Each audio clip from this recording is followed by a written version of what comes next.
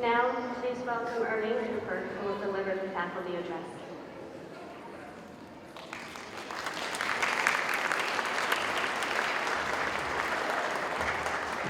It is so exciting to see all of you here supporting our students and to see them up here on stage receiving their pins and hugs from their family. And it's very, very well deserved. And we sure appreciate the families that are so willing to support these students in their endeavors to become registered nurses. Yesterday I was sitting in my backyard, and in my backyard in the far corner I have a little compost pile. And I had just thrown some watermelon on there. And so I was standing and I was looking at it, and a fence that's right there, out from under that fence there peeked a little tiny nose. And I wondered what that nose was. I knew it belonged to a little creature. And so I stood there, not moving, wondering what kind of creature this was, and waiting for it to show itself. After a few minutes, the creature did show itself. Can you imagine my dismay to see the creature was a rat? As I was watching this rat, I tried to decide what to do about having this rat appear. As I was watching it, another rat came out. This has to do with, you are all honored to be in the College of Nightingale. Nightingale in her day, they didn't understand that about sanitation. They didn't understand about bacteria and viruses and those kinds of things. Nightingale was best known for her time when she spent in the Crimean War, and that was in 1854. Florence and her team of nurses had heard about the appalling conditions that they could find in the Army hospital. And women weren't really welcome. They didn't really want nurses. They had men. They thought it was weird for women to take care of men, and so. But Florence took up that and decided to go into this Army hospital and help them. When she entered the hospital, she found the conditions worse than she had ever imagined. This Army hospital was built on a cesspool, which contaminated the water and the hospital building. There were mice and rats and bugs that scurried past her. Typhoid, cholera, diphtheria, and scurvy, because of poor nutrition, was very rampant in these hospitals.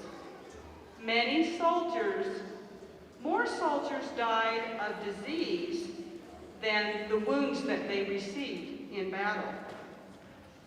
Patients, when she arrived, would lie in their own excrement, and they were skewed all around the hallways.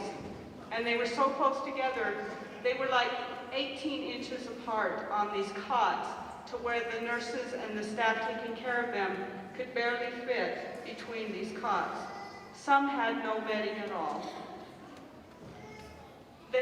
The most basic supplies, such as bandages and soap, were scarce. The hospital was horribly understaffed. At that time, over 50% of the soldiers died.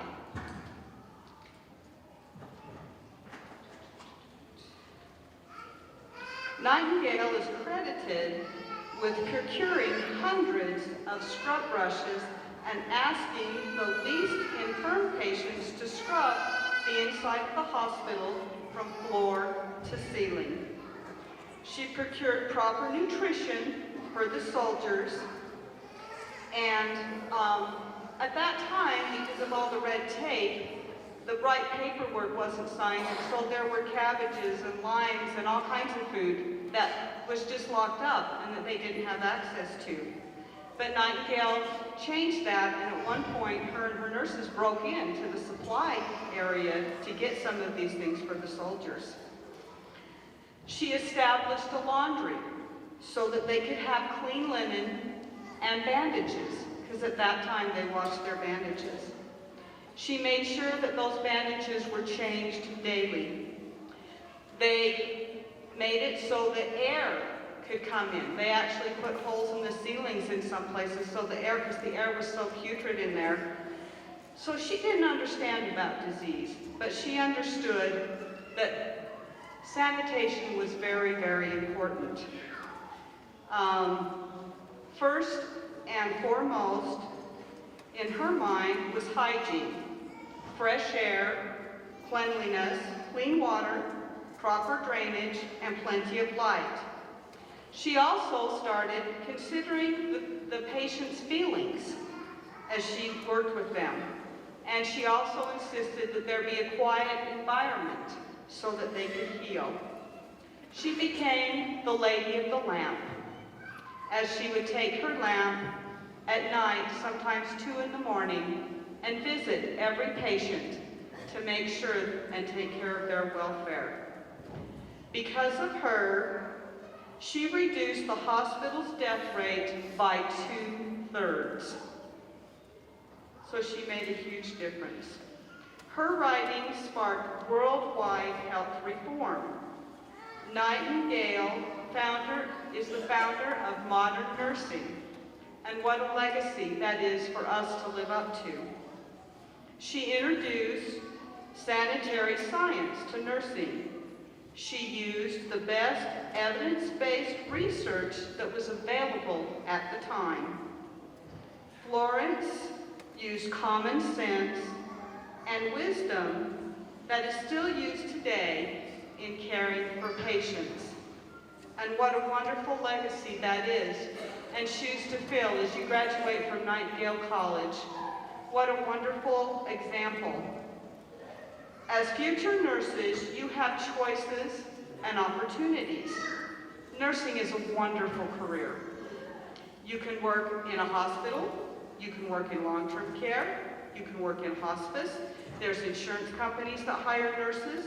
There's legal consults that have nurses, teachers, and on a nurse's salary, you can support a family. And how wonderful is that you have that opportunity. Except for there's one little thing still, and that's called NCLEX. NCLEX is something that you have to still pass in order to get your registered nurse license. I know that you have family, and I know you've studied very, very hard. And I would ask your families to still support you and give you the time so that you can study for this test, so that you can get that license. As you were going to school, they probably did dishes. You probably didn't have time for all the bedtime stories, and maybe someone had to step in. I would ask them to step in for just a little bit longer, and for you to spend that time that you need so that you can pass that NCLEX and continue on in this wonderful career that you have chosen. You have done so well, and we are so thrilled to have your family and friends here with you, and hope that you continue on that course. Continue to be lifelong learners, and it will help you in whatever direction you go. We have loved working with you, and we wish you the very, very best. And now please welcome Linda Flynn to introduce this prestigious honor awards.